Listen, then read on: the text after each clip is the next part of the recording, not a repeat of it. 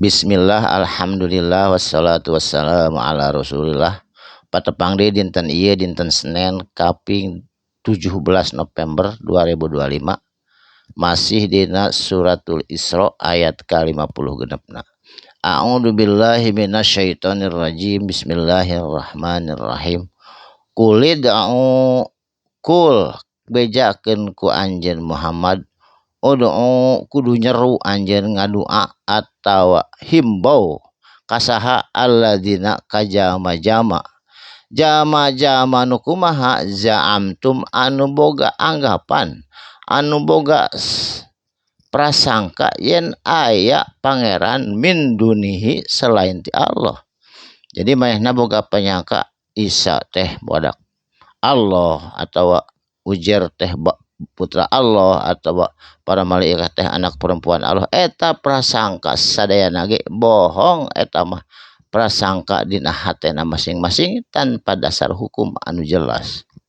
Saterasna sabab naon eta jalma-jalma prasangka eta fala yamlikuna mangka henteu yamlikuna ngamilikan kamampuan eta teh bangsa berhala bahala teu boga kamampuan hartos nama kasyafa kana ngahilangkeun durri sagala mudarat sagala bahaya teu tiasa ngahilangkeun. Lamun geus datang bahaya mah bahaya we.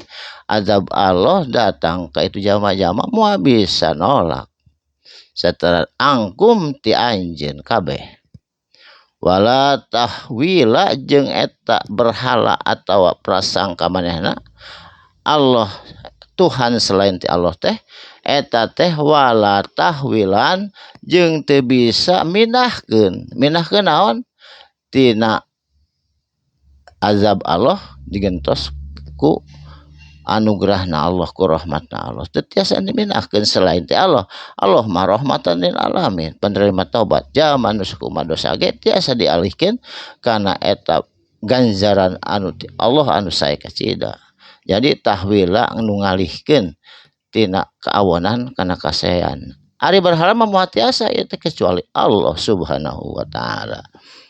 Ulaika ari itu jalma-jalma alladzina tegesna jalma-jalma yad'una anu itu jalma-jalma ngadoa ya betaguna manehanana mikahayang ila rabbihim ka pangeranana itu jalma-jalma wasilatan ka wasilata kana jalan atau wasilah ayyuhum saha di antara anjeun aqrabu anu deukeut anu paling deukeut ka Allah Subhanahu wa taala wa yarjuna anu kacida berharap naon rahmatahu tina rahmatna Allah. Saha di antara anjeun anu paling deukeut ka Allah anu berharap ka Allah tina rahmatna eta insyaallah kenging pahala anu kacida saena ti Gusti Allah Subhanahu wa taala.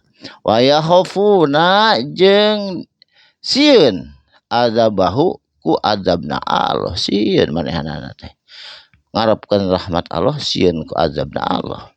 Inna azaba rabbika sanyana ari azab pangeran anjeun tegasna Allah kana mahdura eta teh teu bisa dikuasai, teu bisa diliputi atawa harus ditakuti. Sabab moal tiasa nolak tina azab Allah.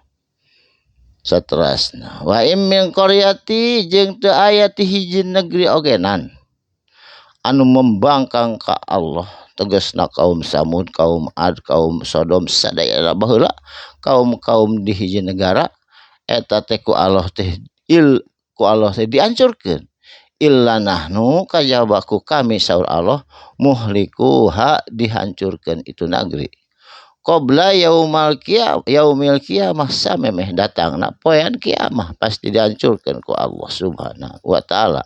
Jadi bade baheula bade engke memeh kiamah pasti ku Allah negeri-negeri anu membangkang negeri-negeri anu teu percanten ka Allah karena kekuasaan Allah nu musyrik percaya kana sajen-sajen Allah pasti dihancurkeun qabla yaumil qiyamah samemeh datangna hari kiamah.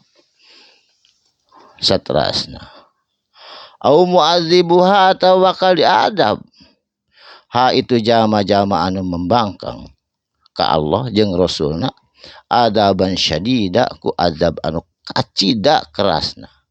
Karena anu bukti zalika ari itu kejadian adab jeung siksa jeung rahmat Allah sadayana eta fil kitabi aya dina kitab tertulis, kitab Lauh Mahfuz, masturo anu tertulis jelas lengkap dina kitabil Lauh Mahfuz nya kitab Allah masturo anu tertulis lengkap dina kitab Lauh Mahfuz. Jadi sadayana oge tertulis sanes kejadian anu dadakan, sadayana oge tertulis, sadayana oge rezeki jodoh cilaka pati sadayana oge tertulis dina kitab Lauh Mahfuz. Tapi sadayana oge urang upami sedekah jariyah tiasa dirobah anu asalna tertulis ke keburukan bisa dirobah ku kasayan ngalangkungan sedekah jariyah akhlak anu mulia. Barakallahu li wa lakum. Mugia aya manfaatna dinten-dinten ieu sakalimah dua kalimah kalian insyaallah patepang deui dina waktu anu sami. Shadaqallahul adzim. Wassalamualaikum warahmatullahi wabarakatuh.